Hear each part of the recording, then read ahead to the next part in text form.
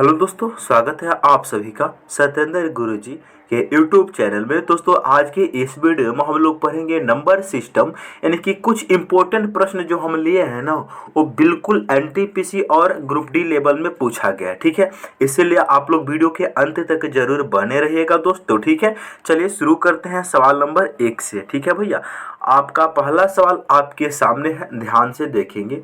प्रश्न कर रहा है 47 से विभाजित होने वाली 4 अंकों की सबसे छोटी संख्या बताइए। मेरे दोस्त, मेरे भाई, इस प्रश्न को हम दो तरीका से बताएंगे। पहला तरीका मेरा बेसिक होगा और दूसरा तरीका जो होगा वो टांग खींचने वाला होगा। ठीक है, तो हम पहला तरीका सबसे पहले आपको बता देते हैं। मेरे दोस्त, मेरे भाई, छोटा से छोटा या बड़े से बड़े जितना भी आदमी है, आज तक सभी कोई जानता है कि 4 अंकों की सबसे जो छोटा संख्या होता है ना, वो होता है 1000। पूरी दुनिया जानता है। आप कहेंगे जी सर। अब देखो, आप क्या करो कि 4 अंकों की सबसे छोटा जो संख्या है ना, आप इनको डिवाइड करके चेक करो 47 से, क्या पूरा पूरा कट पा रहा है कि नहीं। ठीक है, तो 47 से भाग देंगे तो 47 दूनी जाएगा कितना भैया, तो 94। ऊपर से उतरेगा 6, ये कट जाएगा। ऊपर से कितना उतरा भैया, 0। 47 से कम कितना हो जाएगा, 47। यहाँ पर शेष कितना बचा, 3 बचा। यहाँ पर 1 बचा, यानी 13 बचा शेष। तो यहाँ पर देखेंगे भाई, अगर इस 1000 में से ध्यान दीजिएगा, हम जो बात बता रहे हैं, इस 13 को घटा देंगे ना, तो वह जो संख्या मिलेगा हमें वो 47 से पूरा पूरा कट जाएगा। क्योंकि इस 1000 में से अगर 13 कम होता तो वह संख्या 47 से पूरा पूरा कटता, क्योंकि 13 शेष बच रहा है।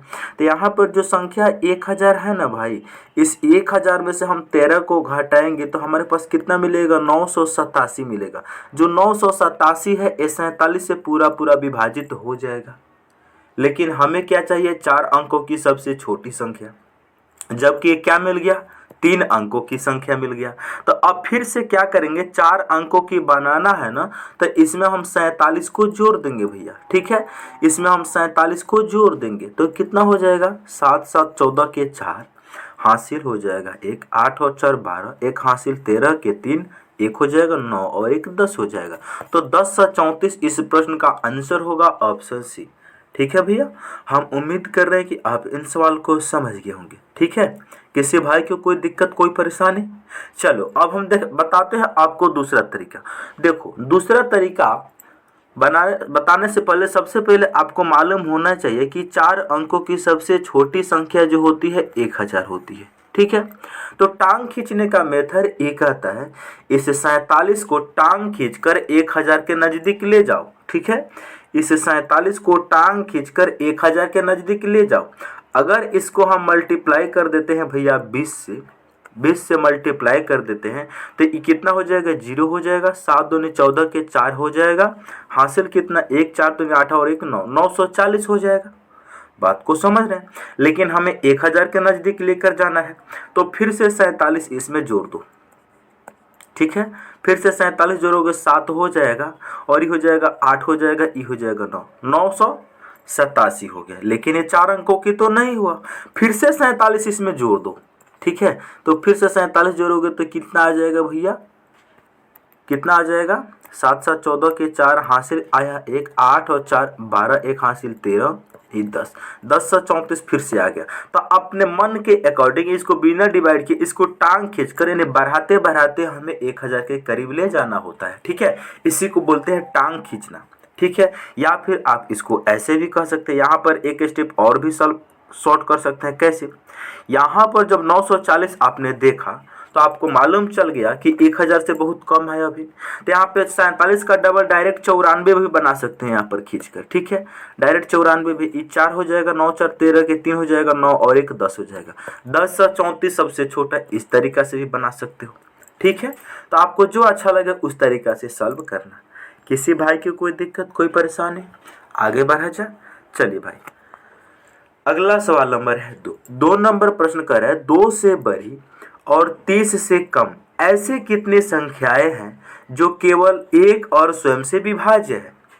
मेरे दोस्त मेरे भाई, हम आपको बता दे रहे हैं कि 2 से बड़ी और 30 से कम ऐसी कितनी संख्याएं हैं जो केवल एक और स्वयं से विभाजित होती है। मेरे दोस्त, दुनिया में जितना भी नंबर भगवान ने बनाया वो एक से कटे और स्वयं से कटे उसे हम अभाज्य संख्या कहते हैं। इस प्रश्न में आपसे अभाज्य संख्या बोलकर भी प्रश्न पूछ सकता था, लेकिन आपको कंफ्यूज करने के लिए क्या कहा है, केवल एक से कटे और स्वयं से कटे। इसका मतलब 2 से बड़ा और 30 से कम अभाज्य संख्या पूछा जा रहा है।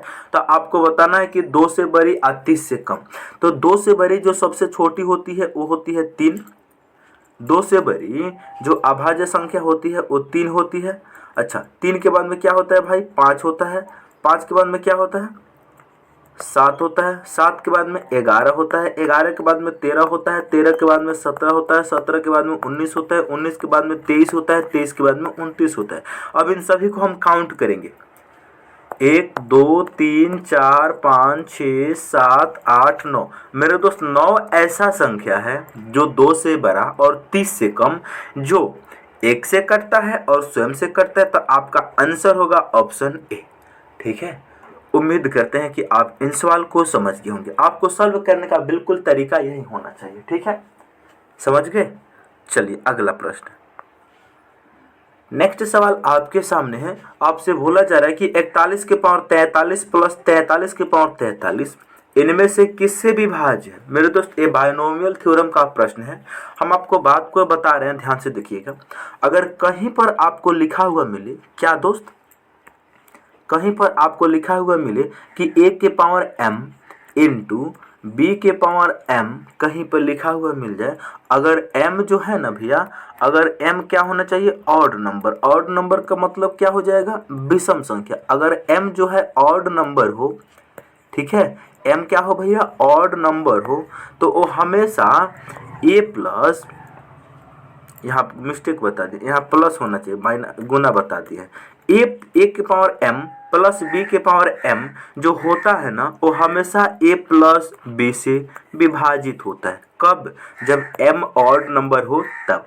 ठीक है, बात समझे, एक बार और समझिए।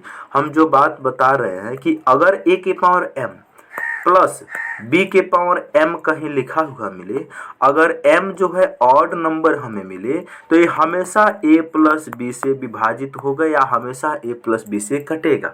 यही तरीका है। तो यहाँ पर 41 के पावर 43 प्लस 43 की पावर 43 है।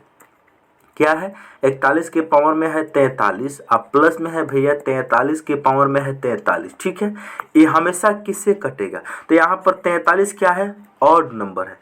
43 क्या है, ऑड नंबर। तो इन दोनों को जोड़ दो, बस बात खत्म।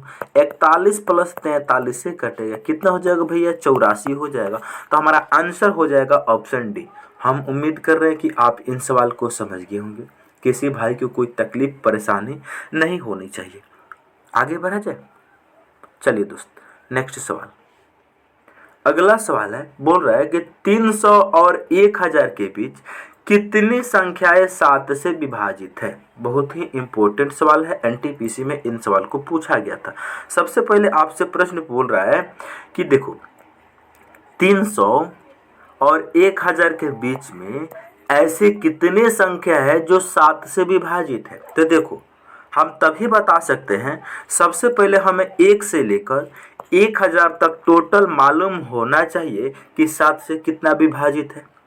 और 1 से लेकर अगर हमें 300 तक निकाल ले कि 1 से लेकर टोटल 300 तक कितना संख्या विभाजित है, तो 1000 में से हम 300 घटा लेंगे तो 300 और 1000 के बीच में हमें मालूम चल जाएगा। आप कहेंगे जी सर, चलो, तो यही कंसेप्ट है।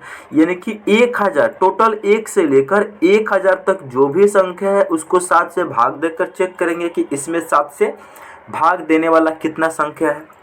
और भाई 300 तक, पहले 300 तक 7 से भागा देंगे कि इसमें कितना संख्या से भाग जाता है, और इसमें से इसको घटा देंगे, हमारा आंसर आ जाएगा। ठीक है, अब देखो, जब हम 1000 को 7 से भाग देंगे तो 142 है, हमें दशमलव में नहीं लेना होता है, माइनस। जब 300 को 7 से भागा देंगे तो 42 बार में पूरा पूरा कटेगा, लेकिन हम दशमलव नहीं लेते हैं, जो पूरा कटता है उसी को लेते हैं। 142 में से 42 को घटाएंगे तो 300 और 1000 के बीच हमें मालूम चल जाएगा, यानी कि 100 संख्या है जो 7 से कटेगा। बात समझ में आया है? नहीं समझ में आया होगा तो हम जो बात को बताए हैं एक बार और समझिएगा, ठीक है। हम आपको जो बता रहे हैं उस पर ध्यान ही नहीं दे रहे हैं आप। हम जो बता रहे हैं कि देखो, अगर कहीं 1 से लेकर 1000 तक संख्या डायरेक्ट लिखा हुआ मिल जाए ना, तो इसमें हम काउंट कर सकते हैं कि 7 से कितना संख्या विभाजित है। तो इसको 7 से भागा देंगे 1000 को, तो 142 बार में जाएगा। दशमलव नहीं लेते हैं। हमें सबसे पहले 1 से लेकर 300 तक टोटल मालूम कर लीजिए। 1 से 300 तक मालूम करने के लिए 300 को डिवाइड करेंगे तो 42 आएगा। हमें चाहिए क्या? 300 और 1000 के बीच में, यानी हमें चाहिए 300 और 1000 के बीच में चाहिए। तो 1 से लेकर 1000 तक टोटल 142 है, 1 से लेकर 3 तक टोटल 42 है। तो इसमें से घटाएंगे तो 100 ही न आएगा भाई। जी हाँ, तो आपका 100 ऐसा संख्या है जो 7 से कटेगा इन दोनों के बीच में, ठीक है। चलिए अगला सवाल।